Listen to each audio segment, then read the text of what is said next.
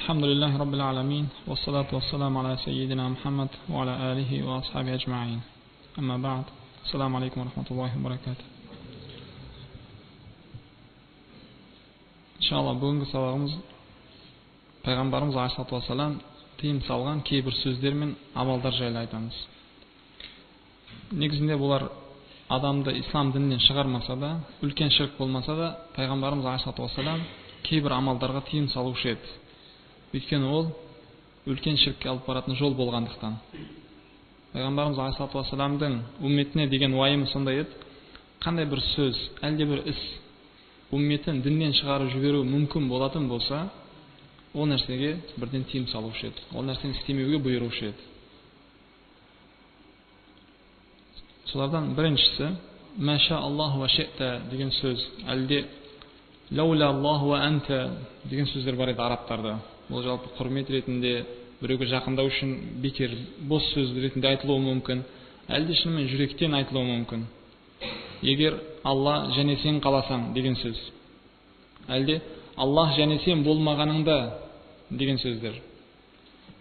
Пайғамбарымыз алейхиссалату вассалам осындай сөздерді айтуға умметіне тыйым салды.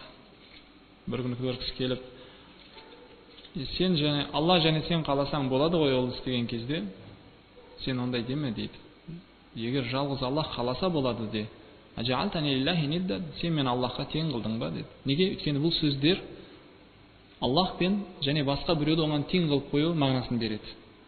Аллах және сен қаласаң деген сөз. Әлде Аллах және сен болмағаныңда деген. Пайғамбарымыз алейхиссалату вассалам бұған тыйым салды. Неге? Басқа біреуді Аллахқа теңеп қоюлары мүмкін. Бұл сөзді адам баласы тілімен айтып жүре беретін болса, ол әдетке айналады. Әдетке айналған нәрсе кейін оның ақидасына кіруі мүмкін. Сөйтіп оның ақидасы бұзылып, ислам діннен шығып кетуі мүмкін болғандықтан, Пайғамбарымыз алейхиссалату вассалам оған ертерек тыйым салды. Екіншісі, қабырларға құрылыс салу, әлде бина тұрғызу, оны құрметтеуді Пайғамбарымыз алейхиссалату вассалам тыйым салушы еді. Өйткені осы нәрсемен мушриктердің шіркі басталған еді. Олар өздерінің өлген адамдарына құрметпен оған қабір салып, оны үлкен бір үйлерге ұқсатып салып қойып, сәл уақыт өтуімен одан кейінгі келгендер ол жерлерді ғибадат орнына айналдырушы еді. Сондықтан Пайғамбарымыз алейхиссалату вассалам қабырға ешқандай үй салуға болмайтынын айтты. Тіпті оны орап қоюға болмайтынын айтты.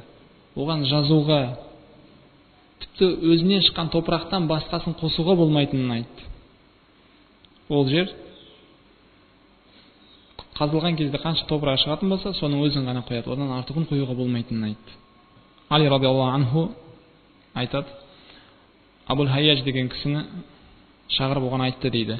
Мен пайғамбарымыз мені жіберген іске жіберейін ба сені дейді. Алла тада суратан илля тамаста. Ешбір суретті қалдырма, оны жойып таста. Вала қабран мушарифан илля сауайта дейді. Құрмет үшін салынған, қасиеті деп ойланған қабырдың ешбіреуін қалдырма, оны текстеп таста дейді. Неге? Ол нәрсе ертең Аллахқа ширк қосуға себеп болады. Егер біреулер бір қабырларды құрметті деп тауып, оны бүгін әншейін зиярат қылып жүрген болса, сәл уақыт өтуімен одан кейін келген ұрпақ оған ғибадат етуі мүмкін. Сол нәрсе болмай тұрып, Пайғамбарымыз алейхиссалату вассалам оны ертерек құртып тастауға бұйрық берген екен. Үшіншісі, қабырларды мешіт қылуға Пайғамбарымыз алейхиссалату вассалам тыйым салды. Қабырда намаз оқуға тыйым салды. Ол жерде намаз оқуға болмайды. Ол жерге мешіт тұрғызуға болмайтынын айтты. Неге? Өйткені мешіт ол Аллахтың үйі. Ол пәк жерде, таза жерде құрылады. Ал егер ол қабырға құрылатын болса, әлде қабырды алып келіп мешіттің ішіне салатын болса, онда ол жер намаз оқылмайтын орынға айналды. Ол бір. Екіншісі, ол жерде Аллах жек көретін амалдар басталады. Өйткені мешіттің ішінде тұрған қабырды ертең құрметтейтіндер басталады. Сөйтіп келіп, оған ғибадат ететіндер пайда болады.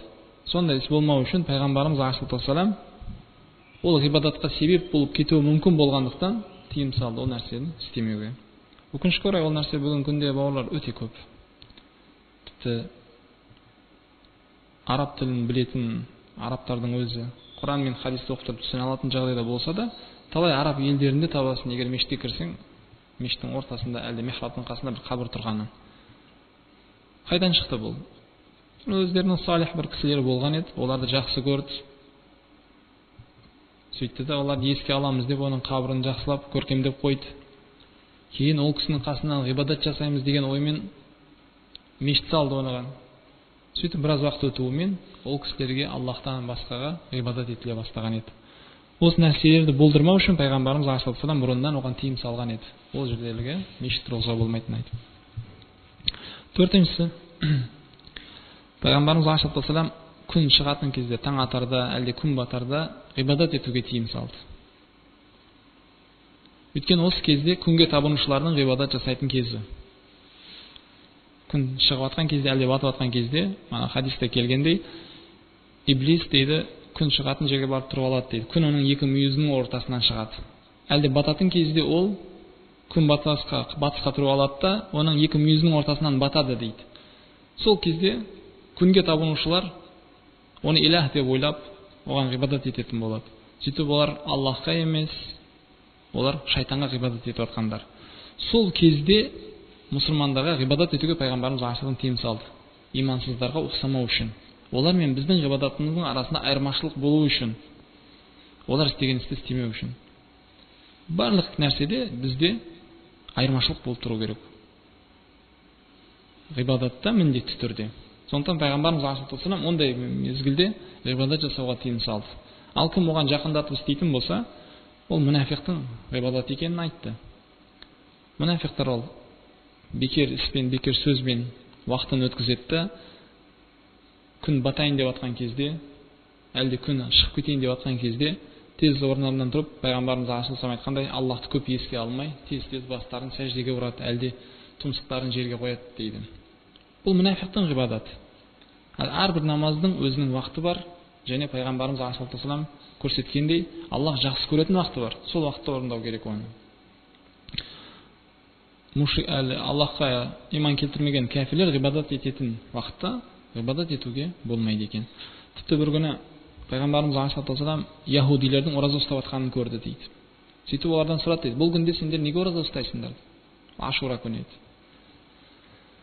Олар айтты, осы күнде Аллах біздің пайғамбарымыз Мусаны қауымымызмен бірге Фирауыннан құтқарған еді. Сондықтан біз осы күнге шүкір қылып ораза ұстаймыз дейді. Пайғамбарымыз алейхиссалам айтады, мен Мусаға сендерден де жақынмын дейді. Онда мен де осы күнде оразасын ұстаймын дейді.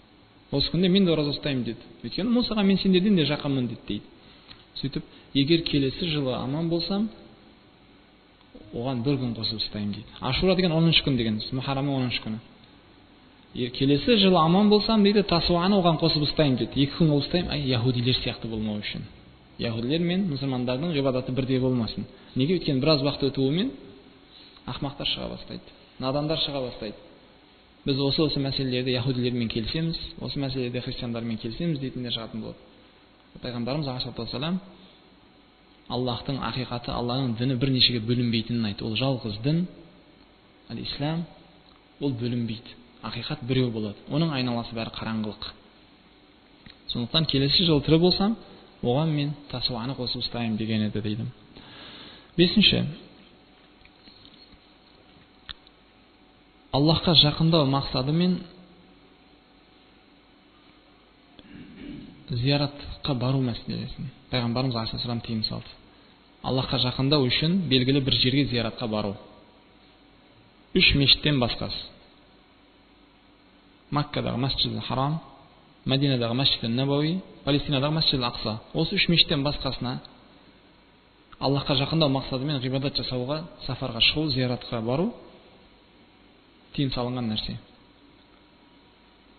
Егер пенде Аллахқа жақындағысы келіп жатқан болса, ол өзінің тұрған жерінен жақындауы мүмкін. Қай жерде тұрып жатса, сол жерден тұрып Аллахқа ғибадат етіп, ол жақындайды. Ал көбірек сауап алғысы келсе, шынында Аллах Тағала жақсы көретін жерге барып ғибадат еткісі келсе, онда Макка, Мәдина, Палестина. Осы үшеуі айтылды. Сол жерлерге, иншалла, сол жерге барып ғибадат етемін деген ниетпен шықса, зияратқа шықса, сафарға, оның сауабы бар. Ал басқа жерге шығатын болса, Түркістанға барам, әлде Маңғыстауға барам, Аллахи ондан сауап жоқ. Керісінше бұл тыйым салынған нәрсе. Өйткені ол жерге барып істелген ғибадат, осы жерде отырып істелген ғибадаттан артық болады деген бірде бір дәлел жоқ. керісінше ол жерге баруға болмайтынын айтты. Ол нәрсе ертең Аллахқа ширк қосуға алып баратынын айтты. Ал мына 3 мешіт ол хадиспен бекітілген. Пайғамбарымыз алейхиссалам айтқандай, менің мешітімде оқылған намаз басқа мешіттерде оқылған намаздың сауабынан 1000 есе көп деді. Тек қана Масжидул Харамнан басқасында, Масжидул Харамда оқылған намаз менің мешітімде оқылған намаздан 100 есе көп дейді. Басқа бір хадисте Масжидул Ақсада оқылған намаздың 500 сауабы бар дейді. Демек бұл үшеуіне дәлел айтылды, және зиярат ниетімен кісі өз елінен басқа жерге барып Аллахқа жақындаймын деген оймен шықса, осы 3 мешіттің біреуіне шығуы керек. Басқа жерде ондай сауап бар екен, және басқа жерге барып ол жерден Аллахқа жақындауға болады деген сөз ол өтірік. Кім оны істейтін болса, ол пайғамбарымыз алейхиссалам тыйым салған істі істеді, және ол оны Аллахқа ширк қосуына алып баратын жол. 6. Имансыздар, әлде мушриктер ғибадат ететін жерлерде, әлде мейрамдарын өткізетін жерлерде ғибадат ету, әлде мейрам өткізу, әлде құрбандық шалуға пайғамбарымыз алейхиссалам тыйым салды. Бағана айтып кеттік. Мұсылмандар мен мушриктердің арасында айырмашылық болуы керек. Барлық нәрседе. Ғибадатта міндетті түрде, ең бірінші ол ғибадатта. Сондықтан қай бір орында мушриктер өзіне ғибадат орны деп алған болса, ол жерге барып мұсылмандар ғибадат етуге болмайды. Әлде қай жерге олар барып Аллахтан басқаға жақындау үшін құрбандық шалатын болса, ондай жерде мұсылмандарға құрбандық шалуға болмайды. Тіпті бисмиллах, Аллаху акбар деп 5 уақыт намаз оқитын кісі сойса да,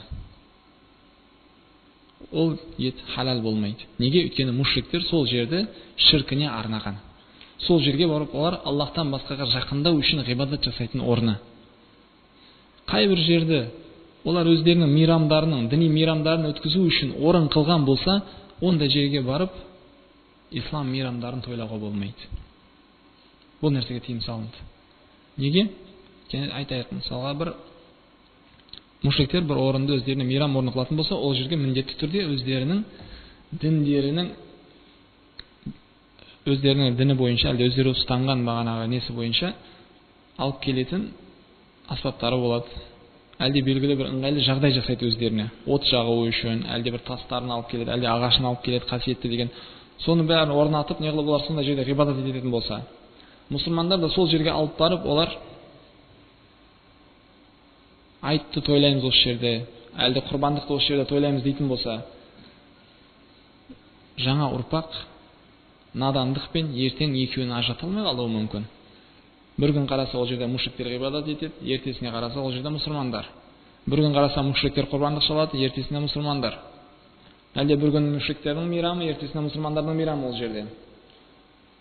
Сөйтіп мушриктер мен муъминдердің арасында айырмашылық қалмауы мүмкін. Сондықтан муъминдер барлық жағдайда олардан ерекше болып тұру керек. Олардың өзінің ғибадат жасайтын орындары, өздерінің құрбандық шалатын орындары, өздерінің мейрамдары бар. Олар бір-біріне ұқсамайды. Осы нәрсені бәрін пайғамбарымыз алейхиссалам бізді ширктен құтқару үшін айтып жатыр. Адам баласы өзі білмей жүріп адасып ширкке кіріп кетпеуі үшін ерте беріліп жатқан хабар ол. Бұл жайлы Ибн Қаййим Жаузи айтады. Пайғамбарымыз алейхиссаламдың айтқан сөздері мен істеген істерін, бұйрықтары және тыйым салынған нәрселерін, және оның сахабалары істеген істерге қарасаң дейді. Сөйтіп бүгінгі күндегі адамдардың істеп жатқан ісіне қарасаң, олардың арасында үлкен айырмашылық сезесің. Пайғамбарымыз кезінде қалай амал істеуші еді? Пайғамбарымыз неге бұйырды? Неден қайтарды? Сахабалар не істеді? Соған қарада бүгінгі күнде мұсылманмын деп жүргендердің жағдайына қарасаң, екеуінің арасында үлкен айырмашылық табасың дейді. Ол адамдар пайғамбарымыздың бұйрығы мен тыйым салған нәрсесін жинағы істеп жүрген кісілер сияқты. Пайғамбарымыз нәрсені істе деді, басқасын таста деді, ол екеуін бірдей істегісі келіп жүрген сияқты. Ол екеуінің арасында үлкен бір айырмашылық көресің. Тіпті ол екеуі жиналмайды дейді. Бір адамда болуы мүмкін емес екенін көресің дейді. Пайғамбарымыз алейхиссалам қабырда намаз оқуға тыйым салды. Қабырларда намаз оқуға тыйым салды. Ал олар бүгін дейді ол жерлерде намаз оқып жатыр. Талай бір Аллахқа ширк қосып жатқандардың жағдайын қарайтын болсаң, тіпті ол намаз оқыса да барып қабірді қасиетті көріп, қабірдің қасынан тұрып ғибадат жасаса, ол тезірек қабыл болатындай намазы, және оның сауабы көбірек болатындай сол жерге барып ғибадат жасап жатыр. Пайғамбарымыз алейхиссалам қабірдің алдына мешіт салуды, әлде қабірдің үстіне мешіт салуға тыйым салған еді, ол кісілер ол жерге мешіт салды. Тіпті оны безендірді дейді. Сондай көркем суретке салды.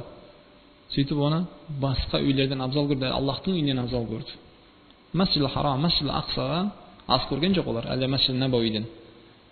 Тіпті сондай бір мүшкіл шықты, бірінші болып Масжидил Харамға барғың келсе, белгілі өзінің ауылында тұрған мешіт бар, содан бастау керек. Өйткені кім осы жерге кіріп кейін бармаса, ол қабыл болмайды. Осындай сөздер бар. Кім барып бірінші Ахмад Яссауині зиярат қылып шықпаса, оған хаджылық жоқ. Ол хажға бармаса да бола береді енді. Бәрі сауап жоқ оған. Сондай бір неге барды. Пайғамбарымыз алейхиссалам қабырларды айт қылуға тыйым салған еді дейді. Ол жерлерде айт, мейрам өткізуге тыйым салған еді дейді. Ол кісілер ол жерге барып түрлі мейрамдарды шығарып алып, және оны сол қабірді тойлайтын болды дейді. Қабір мейрам тойлайтын жер емес. Мұсылмандардың белгілі өздерінің мейрамы бар, Айд аль-Фитр, Айд аль-Адха. Сол екеуі, олар иншалла ғибадатпен басталады және үйлерде өткізіледі, бір-біріне құттықтаумен. Ол қабірде емес. Керісінше олардың істейтіні бұл тіріктердің емес, өліктердің мейрамына айналды. Айд аль-Фитр, Айд аль-Адха бұл мейрамдар мұсылмандарға, тірілерге берілген. Олар осы күнде ғибадат жасайды, кездеседі, бір-бірін көреді, құттықтайды, Алла ризалығы үшін бір-біріне көмектеседі, және құрбандық шалады. Сөйтіп, альхамдулилля, сондай бір мейрамды өткізетін күнді имансыздар алды да, ол тірілердің емес, өліктердің мейрамы сияқты. Таңертеңнен тұрып бірінші баратын жері қабір. Сол жерге апарып малын сояды, сол жерде мейрамын өткізеді, өліктерді еске алады. Ол өліктерге емес, тірілерге берілген. Мейрам деген сондай, ол қуаныш күні. Бүгін қуанатын күн болса, олар отырып алып қабірда жылайды.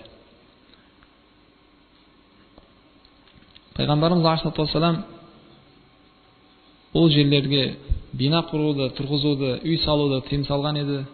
Тіпті оны текстеп тастау керек екенін айтқан еді дейді. Ал олардың ол жерге тұрғызбаған нәрсесі қалған жоқ. Тіпті өздерінің тұрып жатқан үйлерінен де биік қылып құратын болды ол нәрсені. Сөйтіп пайғамбарымыз алейхиссаламның әміріне толығымен қарсы шықты олар дейді. Оған кітап жазуға дейді, оған жазуға тыйым салған еді. Оған бана айтқанымыздай, тіпті өзінен басқа топырағын қоспауға бұйырған еді. Жерден не шықты, соны қайтып өз орнына қою. Сөйтіп ол сәл жоғары болып тұрады жерден, ішінде адамымен. Осы ғана.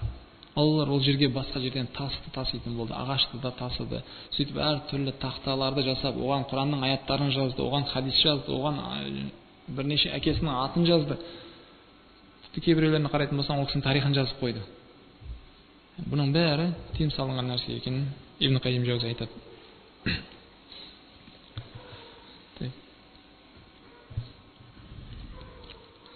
Жетінші, пайғамбарымыз алейхиссалам өзін мақтауды тыйым салды. Негізінде адамдардың ең абзалы. Шына пайғамбарымыз алейхиссалам Адам алейхиссаламның ең абзал баласы. Пайғамбарлардың ең абзалы. Құранда Аллах оған куәлік бергендей, ол шынында адамдардың ең жақсы болуына қарамай, өзіне мақтау айтуды, ол кісіні мақтаумен асырып жіберуге тыйым салды. Насранилер Ибн Мариямды мақтағандай, сендер мені мақтамаңдар дейді. Неге? Өйткені мақтау біреуді ширкке алып баратын жол. Біраз мақтап оған не қылатын болса, сәл уақыт өтуімен оны Аллахқа теңеуі мүмкін. Альхамдулиллахи раббил аламин. Әлемдердің Раббысы Аллахқа мақтау болсын. Аллахтан басқа ешкім мақтауға лайықты емес. Ал кім Аллахтан басқаны мақтайтын болса, тіпті ол пайғамбар болса да, Мұхаммад алейхиссалам болсын, ол Иса болсын, ол Муса, ол Ибрахим, біреуі де Аллахтай мақтауға лайықты емес. Сондықтан олар өздерін мақтауға тыйым салды. Мені сендер, насранилер Ибн Мариямны мақтағандай мақтамаңдар. Барын ғана айтыңдар деді. Ол не? Ана Абдуллахи ва Расул. Мен Аллахтың пендесімін және елшісі деді. Осы шындық. Осынан басқасын айтпаңдар. Аллахтың пендесі және елшісі деген сөзді айтыңдар, басқасын айтпаңдар деп тұр. Ал негізінде ойлап қараған ақылды кісіге осы екі сифаттан да көбірек мақтау жоқ. Егер пенде ойланып қалайтын болса, Абдулла, Аллах Тағала Құранда пайғамбарымыз алейхиссаламды Абдух деп айтты. Пендесі оның деп. Альхамдулиллахи анзала аля абдихил китаб. Пендесіне кітап түсірген Аллахқа мақтау болсын. Пендесіне, яғни Аллах Аллаға пенде болу, Аллах Тағала жақсы көретін, Аллах Тағала сүйетін пенде болу деген ол үлкен бір дәреже болатын болса, сол дәрежені Аллах Тағала оған беріп қойды. Соны айтыңдар маған дейді, сол жарайды. Аллахтың пендесі деңдер дейді. Және Құранда Аллах айтады: "Я айюхар наби, я айюхар расул", ей пайғамбар, ей елші деп пайғамбарымыз алейхиссалам айтып отыр. Осыны айтыңдар. Аллахтың елшісі деген, Аллахтың пайғамбары деген үлкен бір дәреже, үлкен бір мақтау шынында ол. Неге? Аллах Тағала адамдардың арасынан өзі жақсы көріп, өзі разы болып таңдап алған кісі ол. Сөйтіп өзі мен пенделердің арасындағы байланысы ол. Сол сөзді айтатын болсақ, шынында мына мақтаудың ең үлкені түсінген кісіге. Пайғамбарымыз алейхиссалам осы екі сипатты айтып отыр. Басқа нәрсенің керегі жоқ. Басқа сөздерді қосуды керек жоқ. Керісінше, сендер барын ғана айтыңдар дейді. Аллахтың елшісі және құлы деген. Алла, өкінішке орай мушриктер ол кісінің дәрежесін тағы көтереміз деп, әлде ол кісіге пайдалы бір істейміз деп, әлде дінімізге бір жақсы нәрсе істейміз деп ойлап, пайғамбарымыз алейхиссалам тиым салған істерді істей бастады. Сөйтіп әртүрлі аттармен атай бастады оны, әртүрлі сипаттарды бере бастады пайғамбарымыз алейхиссалам. Оны өте көп мақтады, сол дәрежеде мақтады, оны Аллахқа жеткізіп қойғанына, әлде Аллах Тағаланың сипаттарын беріп қойғаннан хабар болмай қалды олардың. Сөйтіп тұрып, діннен өздерінің қалай шығып кеткеннен хабар болмай қалды. Сендер ме Ибн Мариямды мақтағандай мақтамаңдар, ақиқатты айтыңдар деп тиым салып тұр.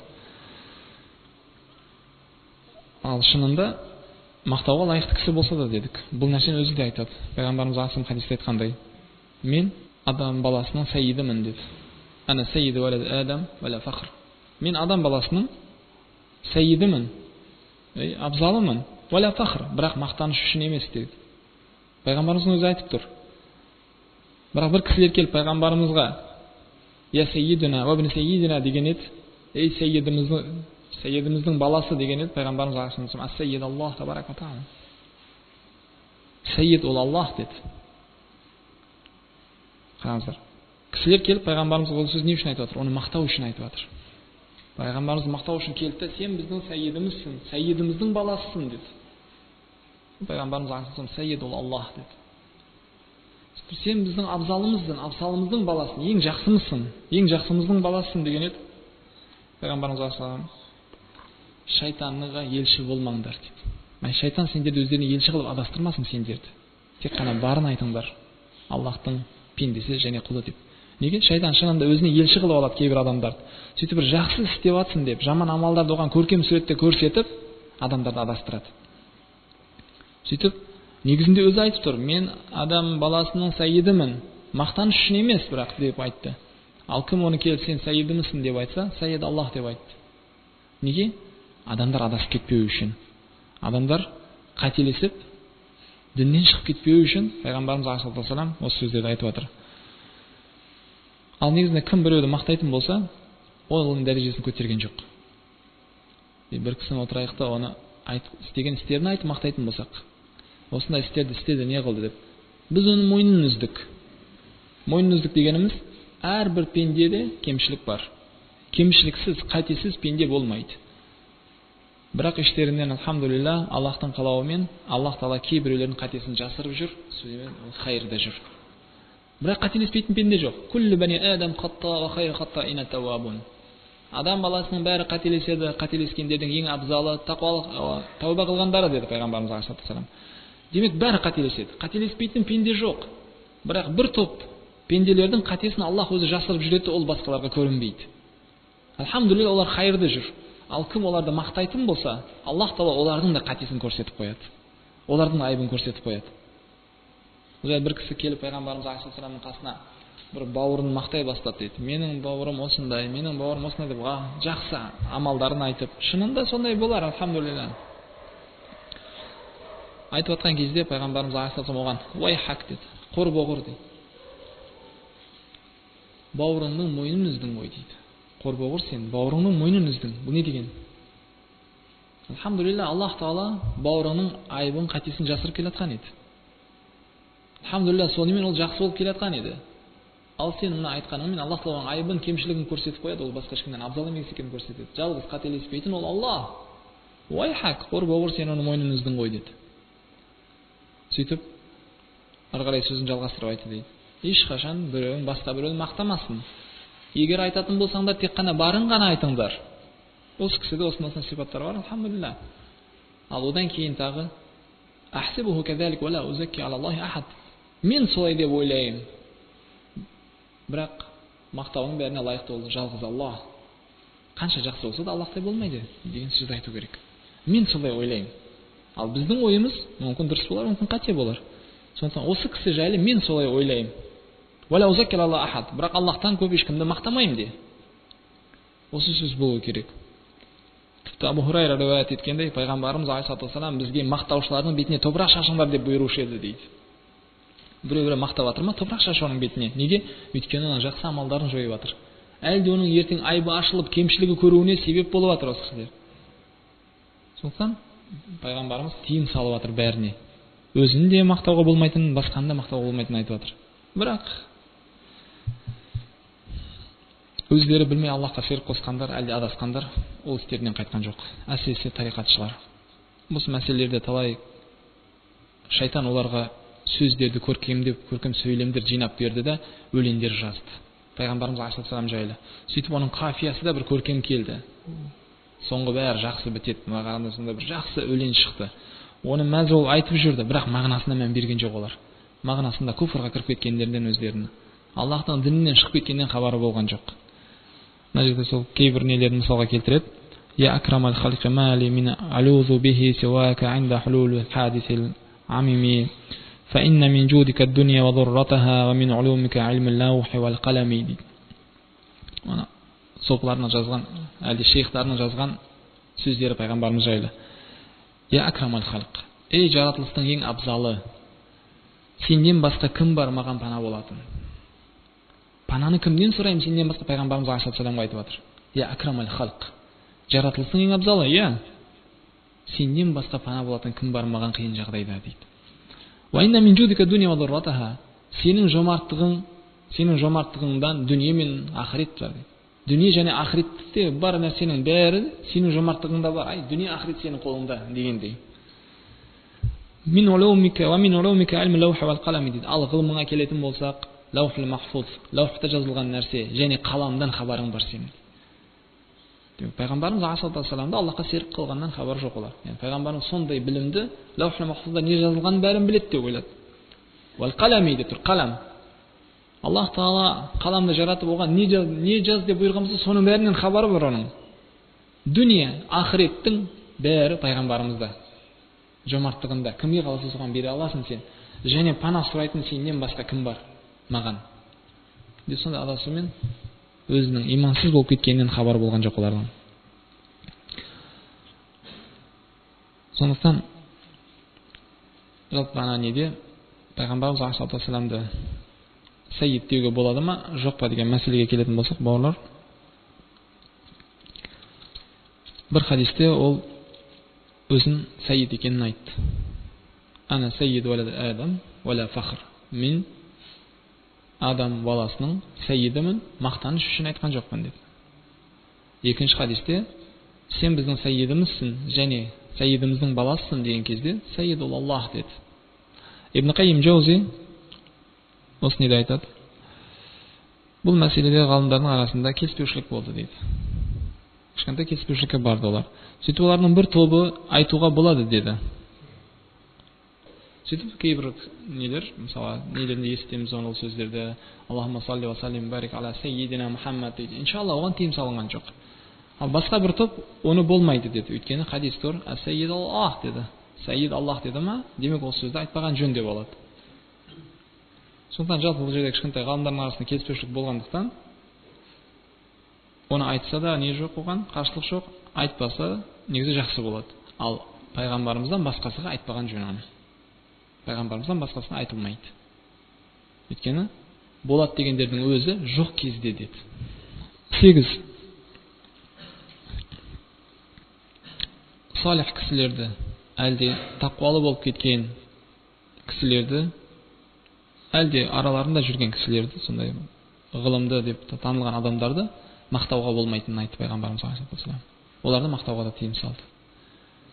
Егер біз пайғамбарымыз алейхиссалату вассаламның өзін мақтауға болмайды десек, онда басқа ешкімді мақтауға болмайтыны белгілі. Сондықтан пайғамбарымыз алейхиссалату вассалам жеке түрде оларды мақтамауға бұйырды. Бұл нәрсеге тыйым салды. Оларға Аллах Тағала белгілі бір орын берді, ол орыннан жоғары көтеруге болмайтынын айтты. Тіпті бұл өзі жайлы да айтады. Аллах Тағала мені белгілі орынға қойды, ол орыннан жоғары көтергендеріңді қаламаймын мені дейді. Пайғамбарымыз алейхиссалату вассалам. Ол белгілі орын не? Пенделік, елшілік. Осы орында Аллах Тағала пендесіне разы болды. Бітті. Аллах маған разы болып берген орын бар, ол орыннан жоғары көтермеңдер деген еді. Дәлсінде кім енді салихтарды, әлде жақсы ізгі амал жасайтын, тақуалы адамдар, ғалым адамдар болатын болса, оларды мақтайтын болса, ол бірнеше қатеге жол қойды.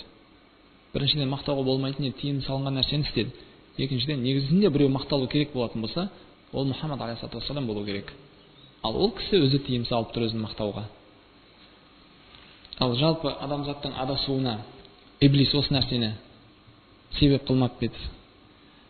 Иблис адамдарды қалай адастырды? Неден басталды? Нух алейхиссаламның қауымын адастырған кезде иблис немен бастады оны? Тарихқа қарайтын болсаңыздар, ол бірден келіп Нухтың қауымын пұтқа табындырған жоқ қой. Таухидпен өмір сүріп жатқан халық еді ғой олар. Әкелері Адамдан таухид үйреніп келе жатқан 10 ғасыр бойы олар ғибадаты таухид болды. Абдулла ибн Аббас айтқандай, Адам мен Нухтың арасы 10 ғасыр бәрі исламда болды. 10 ғасыр бойы таухид ұстанып келе жатқан халықты қалайша ол пұттарға табындырып қойды? Ол бірден істеген жоқ. Керісінше ең бірінші болып олардың жүректерінде салихтарына деген махаббат оятты. Ғалымдарға деген, тақуалы кісілерге деген махаббат оятты. Оларды жақсы көру керек, оларды еске алу керек, олар Аллахқа жақындар, олар ғибадат жасады. Сондай адамдар, оларды еске алып тұру керек қой, деп сондай пікірді салды. Сөйтіп адамдар, шынында олар Аллахқа жақын адамдар, алхамдулилlah, ғибадат жасады, Алла разы болсын олардан деп көп еске алатын болды олар. Еске алып тұрған жақсы, бірақ ең бірінші болды еске алуымыз керек болған Аллах қой. Сөйтіп олар Аллахты ұмытып кетті. Аллахты еске алу бұрышта қалып, олар Аллахқа қосып, әлде Аллахты еске алса, Аллахқа қосып тағы басқаны еске ала бастады. Сәл уақыт өтуімен солар жатқан жерден, әлде соларға жақын жерден істелген дұға қабыл болады деген пікірді салды оларға. Әулие, аруақ жатқан жерге барып дұға қылатын болса, ол тікелей бірден қабыл болады. Басқа жерден дұға қылсаң, біраз жүріп барады деген ой болды. Сөйтіп олар сондай жерлерді іздейтін болды. Барма ол жерге шірк десең, жоқ, біз оған ғибадат етіп отқан жоқпыз ғой дейді. Біз оған ғибадат еткен жоқпыз, одан ешнәрсе сұраған жоқпыз. Керісінше, олар салих, жақсы адамдар болды. Соларға жақын жерден ғибадат етсең, иншалла, Аллах қабыл қылады деген ой. Біраз уақыт өтуімен олардан көмек сұрай бастады. Шафа. Осылар көмекші болады деп ойлады. Осыларды Аллах пен өздерінің арасында байланыс қылуға болады деген пікір шықты оларда. Өйткені олар салих, жақсы адамдар болды, олар тақуалы ғалымдар болды. Бұларды ортаға уасита қылып, оларды ортада байланысшы қылып дуа қылсаң Аллахтан, Аллах Тағала қайтармайды ол дұғаны деп ойлады. Сөйтті де тавассулды тапты олар. Аллахтан тікелей өзінен сұрамайды, өзіне керегін, керісінше әулие, аруақтың құрметіне сұрайтын болды. Әлде пайғамбардың құрметіне сұрайтын болды. Сол нәрсені шайтан оларға жақсы амал қылып көрсетті. Біраз уақыт өтуімен ол жерлерді олар мейрам орнына айналдырды.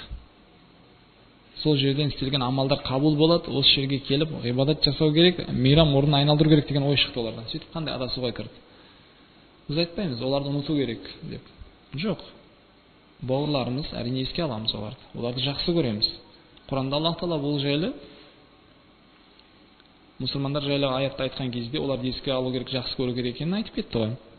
Хашр сүресінде айтады: يقولون ربنا اغفر لنا ولإخواننا الذين سبقونا بالإيمان ولا تجعل في قلوبنا غلا للذين آمنوا ربنا إنك رؤوف رحيم.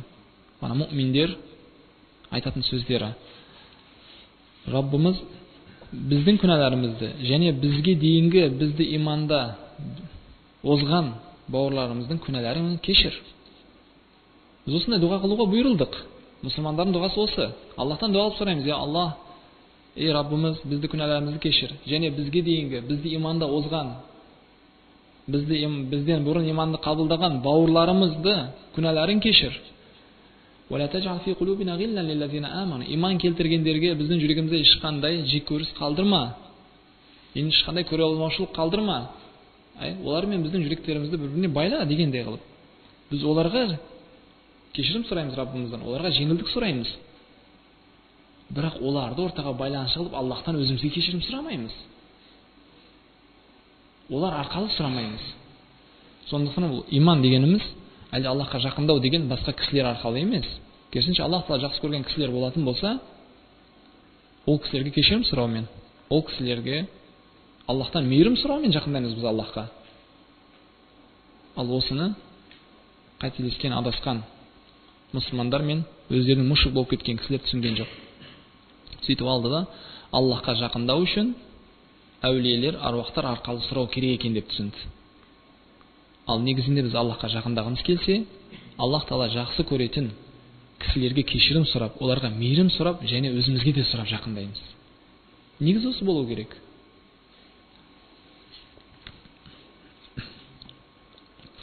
Шейхул Ислам Ибн Таймия айтады, кім пайғамбарға әлде салих кісіге мақтау айтатын болса, сөйтіп оны өзі дәрежесінен жоғары көтеріп жіберетін болса, ол дейді өзіне бір илах қылған сияқты болады оны дейді. Яғни мақтауға жалғыз Аллах лайықты. Ол пайғамбарды әлде бір салих кісіні мақтап, оны дәрежесінен жоғары көтеріп жіберетін болса, ол бір илах тапқан сияқты болады өзіне дейді. Егер оған я сәйиди деп айтатын болса, ей сәйидім мен деп айтатын болса, құтқар мені, әлде көмектес маған, әлде рызқым сенің қолыңда деген сөздерді айтатын болса, ондай осындай бір сөздерді айтатын болса, бұл дейді бұл сөздердің бәрі дейді ширк, қараңғылық. Бұны айтқан кісі таубаға шақырылады. Тауба қыл деп айтылады оған дейді. Егер тауба қылса, алхамдулилля, тауба қылмаса, ол өлтіріледі дейді. Ислам әлемінде өмір сүрген кезде, ислам шариғаты жүргізіліп жатқан хүкім бойынша, егер пенде осындай ширк түрлерін жасайтын болса, пайғамбарымыздан дуа қылып сұрап жатқан болса, әлде бір салих кісілерден, әулие, аруақ деп тапқан кісілерден өзіне дуа қылып көмек сұрап жатқан болса, әлде рызық күтіп жатқан болса, халифаның бұйрығы бойынша, қадиның хукмы бойынша, ол кісі таубаға шақырылады. Таубаға шақырылмаса, ол кісі өмір сүрмейді олардың арасында. Шейх Ислам осыны айтып отыр. Таубаға келмесе, ол кісілер өлтіріледі дейді. Неге? Өйткені орталыққа олар фитна салып жатыр, ислам дінін бұзып жатыр дейді. فإن الله سبحانه وتعالى إنما أرسل رسله وأنزل كتبه ليعبد وحده لا شريك له. Аллах Тағала өзінің елшілерін және түсірген кітаптарын жалғыз өзіне ғибадат ету үшін түсіріп жіберді дейді. Яғни Аллах Тағала не үшін кітаптар түсірді? Неге елшілерді жіберді? Осының бәрін жіберген себебі адамдар тек қана Аллахқа ғана ғибадат етсін, оған серік қоспасын деген мақсатпен жіберді дейді. Аллахтан басқадан дуа қылып сұрамасын деп жіберді. Ал кім Аллахтан басқадан дуа қылып сұрап жатқан болса дейді, Масихтан болсын, Айсадан, әлде періштелерден, әлде пұттардан дейді, олар Аллахқа серік қосты. Дәл сондай Аллахтан басқаға дуа қылған кісілер де әлде осы адасқандар дейді. Масихқа да ғибадат еткендер болды, періштерге ғибадат еткендер болды, пұттарға ғибадат еткендер болды. Солар дейді ғибадат еткен кезде осы пұттарымыз, әлде Масих, әлде періштелер бізді жаратты деген жоқ, әлде олар жаңбырды түсіреді деген жоқ, әлде олар өсімдікті, жемісті шығарды деген жоқ. Керісінше олардың қабырларына барып ғибадат етті, және солар арқылы Аллахтан сұрады, айтқан сөздері деген еді дейді. Біз бұларға ғибадат еткен себебіміз олар бізді Аллахқа жақындатады. Әлде деген еді дейді. Бұлар бізге Алланың алдында шафаатшы болады деген еді дейді. Осы сөз. Ондай болса бүгінгі күнде олар дейді, бүгінгі күндегі мушриктермен келісті дейді. Бәрі бірдей болып шықты. Неге? Өйткені олар Аллахтан басқаға дуа қыла бастады. Аллахтан басқадан дуа қылып сұрай бастады. Аллахтан басқаға ғибадат ете бастады. Аллахтан басқадан көмек күте бастады. Ол дұрыс емес, оны істеме десең айтатын сөзі, иә, біз оны жаратушы деп жатқан жоқпыз. Біз оны рызық беруші деп жатқан жоқпыз. Біз бізге жаңбыр түсіріп жатыр, әлде өсімдік шығарып жатыр деп айтып жатқан жоқпыз. Керісінше бұлар бізді Аллахқа жақындатады, сондықтан бұған ғибадат етіп жатырмыз деген еді дейді. Сол нәрседе олардың жүректері бір-біріне ұқсап кетті.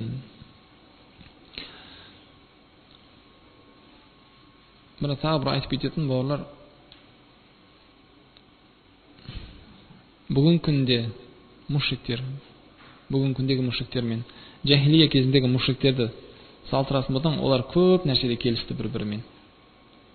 Тіпті ғибадаттарында да, өмір сүру жолдарында да, пікірлерінде де, бәрінде келісті. Тіпті бүгінгі күннің мушриктері олардан асты да. Өйткені пайғамбарымыз алейхиссалам кезінде өмір сүрген мушриктер, әлде оған дейін өмір сүрген мушриктер тек қана жақсы жағдайда жүрген кезде ғана Аллахқа серік қосушы еді олар. Бәрі жақсы болса, рызқы, неғметі бәрі болып жатса, олар Аллахқа серік қосушы еді. Ал қиын жағдайға түскен кезде бірден Аллах деуші еді. Тіпті Фираун, Аллах Тағала оған 9 түрлі бәлені жіберген кезінде өзін ол илахпын деп тұрады, халқының бәрі Фираун илах деп тұрады. Қиын жағдай келген кезде алады да, я Муса, Раббыңа айт, егер оны қайтарса, біз салих пенде боламыз, біз ізгі амал жасаймыз деп шығады. Дәл сонда қиын жағдайға түскен кезде олардың өзі Аллах деп айтушы еді. Қиын жағдайға түсті ма, бірден Раббыларын еске алушы еді. Ал бүгінгі күнде Аллахтан басқа ғибадат етіп жатқандар қиын жағдайда да, жеңіл жағдайда да бәрінде де Аллахқа серік қосудан тоқтаған жоқ. Жағдайлары жақсы болса да қуанышпен өздеріне илах деп тапқан нәрселерге шүкір айтып отырады. Жағдайлары қиын болып кетсе, солардан көмек сұрайды. Сөйтіп өте бір-біріне ұқсап кетті бұлар дейді. 9. Пайғамбарымыз алейхиссалату вассалам сурет салуға, әлде мүсін жасауға тыйым салды. Өйткені бұның өзі ширкке алып баратын бір васила, бір жол. Адамдарды адастыру үшін Аллахтың бір фитнасы болды. Ал жалпы адамзаттың адасуына біз өткен жолы айтып кеттік. Нух алейхиссаламның қауымында адасуына себеп болған нәрселерден біреуі сурет салу еді.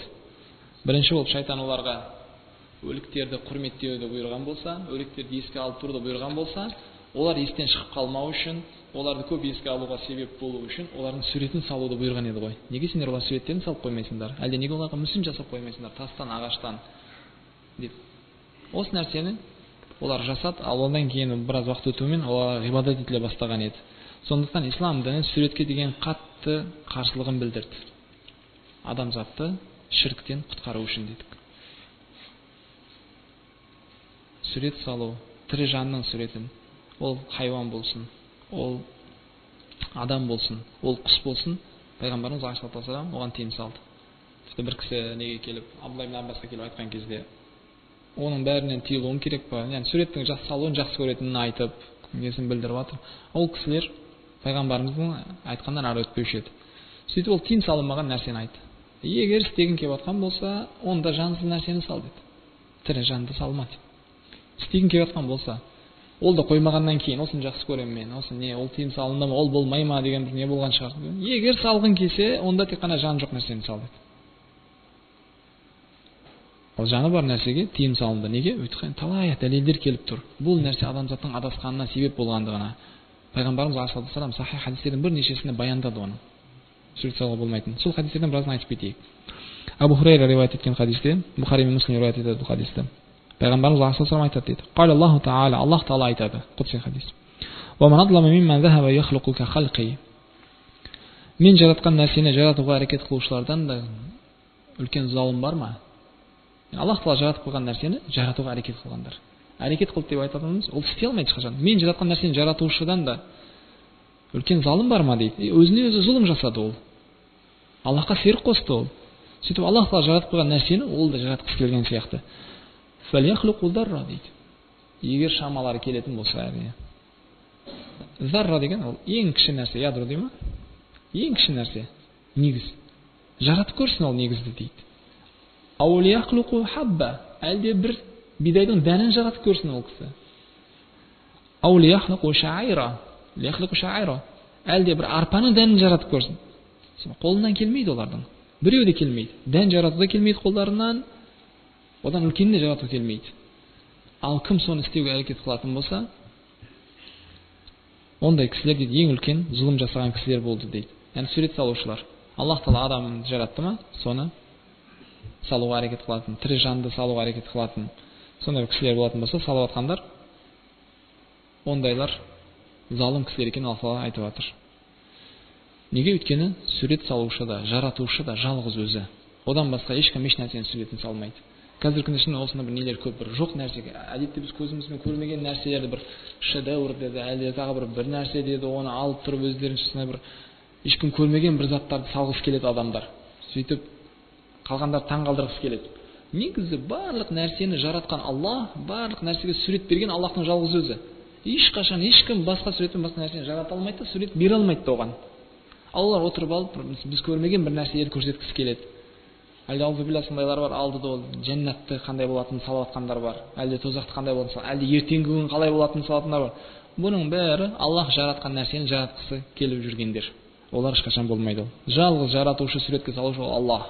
Құранда Аллах Тағала бұл жерде айтқандай, Тағабун сүресінде: "Халақас самауати вал арда бил хаққи ва сауваракум фа ахсана суваракум."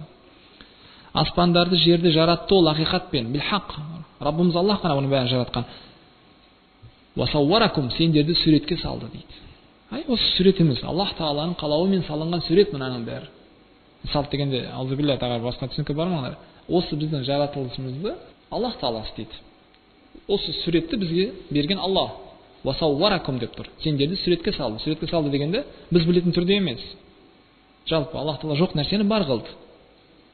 Бар қылғанда осындай бір көркем суретте бар қылды оны. Фа ахсана суаракум дейді. Суреттеріңді сондай көркем қылды сендерді дейді. Тағабун 3-ші аят. Демек жалғыз жаратушы, суретке салушы Аллах, одан басқа ешкім ешқашан бола алмайды. Әлде Хашр сүресінің 24-ші аятында Хуаллахул халиқул бариул мусаувир дейді. Ол Аллах халиқ, жаратушы, әл-бари, жоқ нәрсені бар қылушы, мусаувир, суретке салушы. Жалғыз Аллах, одан басқа ешкім ешқашан бола алмайды ол.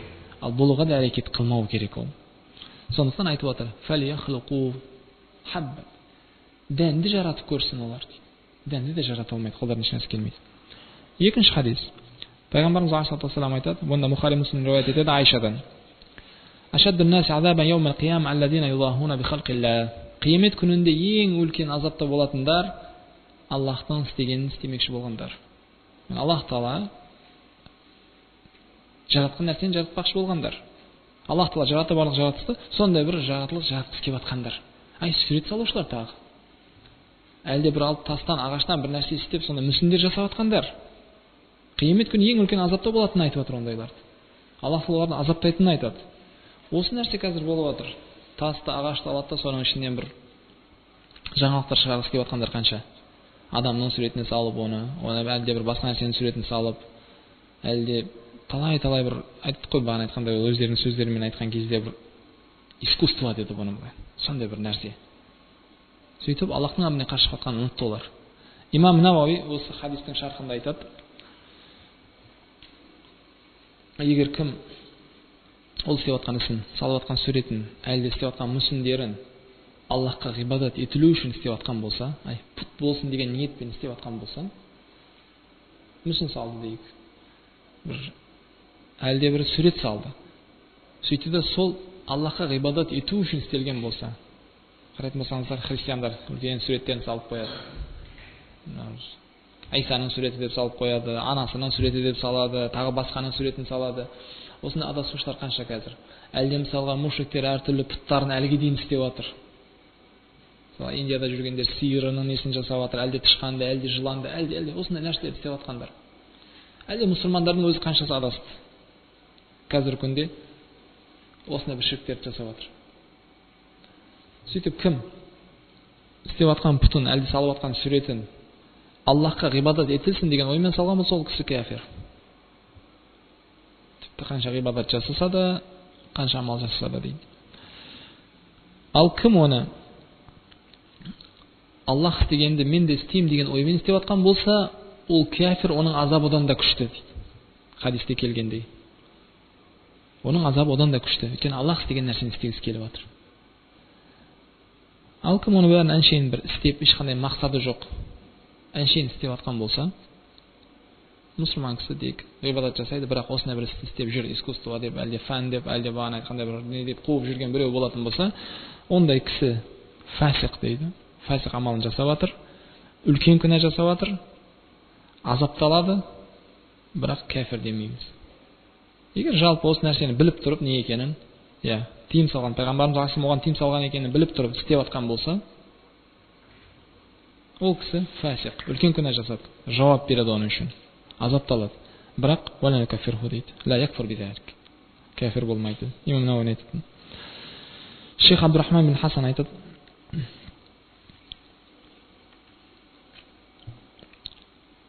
Мана суретке салушылар жайлы. وإذا كان هذا في من صور صورة على مثال ما خلقه الله من الحيوان. Егер дейді, бұл азап, қазір айтылып жатқан азап, ең күшті азапта болады деген сөз дейді. Бұл бір Аллах Тағала жаратқан хайуанды суретке салғаны үшін оған берілетін болса дейді. فكيف بمن يسوى المخلوق برب العالمين. Аллахқа бір мақлуғын теңеп атқан кісінің азабы қандай болуы керек дейді. Пендені айтып жатыр. Егер тек қана Аллах Тағала жаратып қойған бір мақлуқты суретке салғаны үшін ол сонда ең күшті азапта болатын болса дейді. Аллахтан басқаға ғибадат етіп атқан, Аллахтан басқаны оған тең қылып қойып, оған ғибадат жасап атқан пенденің жағдайы не болады екен ол күнде? Шынында ойланатын нәрсе. Үшінші хадис. Бұнда имам Бухари мен Муслим риуаят етеді. Абдулла ибн Аббастан. Куллу мусаввирин фин-нар юдж'ал лаху бикулли суратин саввараха нафсун ю'аззаб биха фи джаханнам. Барлық суретке салушылар тозақта. Куллу мусаввирин. Барлық сурет салушылар тозақта дейді. Бана сөзінде айтып кеттік. Жансыз нәрсені салғандардан басқасы. Сурет салды ма, сол суреті оны тозақта, оны азаптайтын болады дейді. Жаханнамда. Мүмкін шей нәрсе емес екен бұл. Кейінгі хадисте бұны Абдулла ибн Аббас риуаят етеді, Бухари Муслимде келетін. Ман саввара суратан куллифан янфух фиха руха фалайса бинафихи. Кім сурет салатын болса, оған жан кіргізу талап етіледі, оған жан кіргізе алмайды ол дейді. Екеуіне Абдулла ибн Аббас риуаят етеді. Демек, жан кіргізу талап етіледі суретке. Суретіне жан кіргіз. Бұның өзі азап. Бұл деген азаптың жалғасты болатынын айтып жатыр. Аллах Тағала одан жан кіргізуді талап етеді салған суреттеріне. Ол оны жанын кіргізе алмай азапталады. Сол сурет үшін азапталатынын айтып жатыр. Демек, бұл бәрі әншейін нәрсе емес екен бауырлар. Сондықтан да имам Муслим риуаят еткен хадисте Али радиаллаху анху айтқан сөзі осы. Бұл осы 5-ші хадис деп айтайық. Мана Абул Хайяжға айтқан сөзі: "Ала аб'асука ала ма бa'аthani алейхи расулуллах алейхиссалату вассалам." Пайғамбарымыз алейхиссалату вассалам жіберген іске мен сені жібермеймін ба деді. Пайғамбарымыз мені бір жұмысқа жұмсаған еді. Осыған мен сені жұмсамаймын ба деді. Ол не? Алла тада суратан илля тамаста. Ешқандай сурет қалдырма, жойып жібер оны. Осының бәрі ертең ислам үмметі адасып кетпесін деп Пайғамбарымыз алейхиссалату вассалам ертерек беріп жатқан хабары. Жалпы бұл баян айттық. Адамды діннен шығарып жіберетін, мушрик қылатын амалдар емес. Кім оны істесе, Аллахқа серік қосты, ислам дінінен шықты деген сөз емес. Бірақ осы нәрсе себеп болуы мүмкін. Шынында ол талай адамдардың адасуына себеп болған еді. Өздері себеп адаспаса да, өздерінен кейінгілердің діннен шығып кетуіне себеп болған еді. Сондықтан Пайғамбарымыз алейхиссалату вассалам мұның бәрін уайыммен бізге болған ертеден тыйым салып отыр.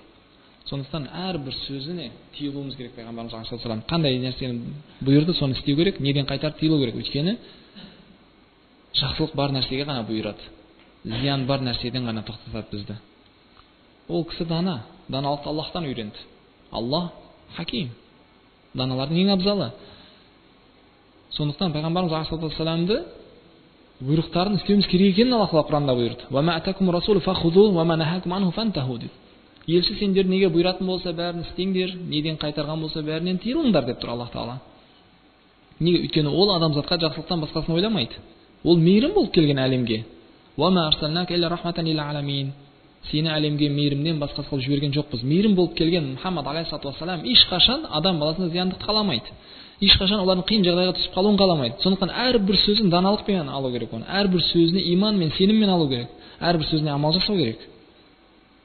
Ол бекер емес. Нені бұйырған болса, сол нәрседе пайда болғандықтан бұйырған, оны істеңдер деп. Хадисте айтады ғой. Ал неден қайтарған болса, сол нәрседе зиян бар, құтылыңдар деп жатыр. Ва ма нахайткум анху фантаху дейді. Неден тыйған болса мен сендерді тыйылыңдар дейді. Неге? Сол нәрседе зиян бар, күнә бар. Күнәһар болып қалмаңдар, зиян көріп қалмаңдар.